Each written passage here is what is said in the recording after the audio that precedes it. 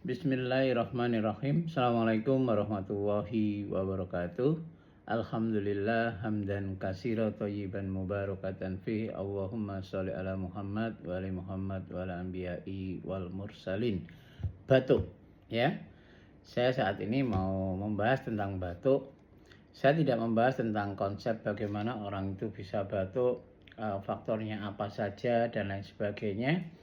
Karena saya menggunakan sistem ilahiyah, maka penyebab itu dipersederhana, ya. Artinya kalau ini bisa dijaga, maka apa saja yang biasanya memicu orang untuk menjadi batuk, ya, dan lain sebagainya itu bisa terproteksi dengan satu cara. Yang saya pelajari, ya, bahwa batuk itu seringkali diderita, ya, oleh orang-orang yang dimana di sini, ya, dari mulut sampai, ya, bisa percabangan, ya, paru atau sampai ke paru. Karena batuk itu juga bisa cerminan dari sakit paru, alergi, asma, ya, maupun yang lainnya. Nah, apa kira-kira yang diinginkan jaringan agar tidak batuk? Pertama adalah usahakan kalau ngomong, ya, berkomentar, ya, itu yang perlu saja yang menyangkut keperluan kita, ya, yang berhubungan dengan diri kita.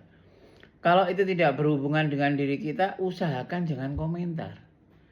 Jangan ngomong apalagi jadi marah-marah, ya. Marah-marah diwujudkan dalam bentuk ngomel, ya, itu lebih beresiko untuk terjadinya batuk.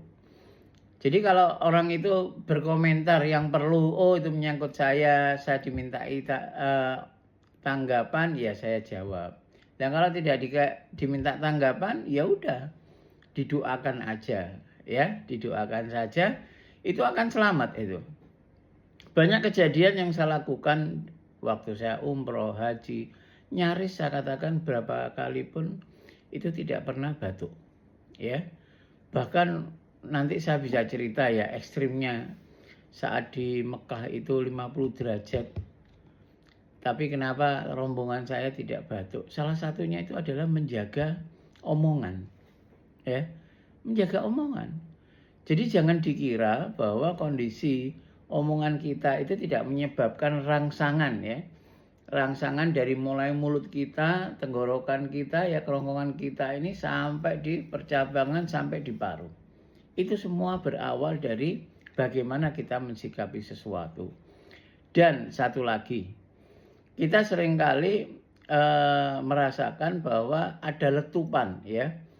Jadi enak-enak nggak batuk, tiba-tiba ada gatel, ya, terus akhirnya batuk terus dulu sampai apa, ya. Itu juga karena apa? Faktor penyebab langsung munculnya gatal itu karena ada unek-unek. Unek-unek itu apa-apa yang dipendam di dalam dirinya yang nggak bisa los, yang nggak bisa keluar. Kalau nggak percaya, ikuti aja saran saya. Dan insya Allah besok saya live, ya, jam 7-an tentang bagaimana sih konsep ilahiyah itu bisa lebih unggul, ya. Harus kita terapkan agar sistem tubuh kita itu bekerja 24 jam untuk menyehatkan diri kita sendiri. Seperti itu, ya. Monggo ditanggapi. Wassalamualaikum warahmatullahi wabarakatuh.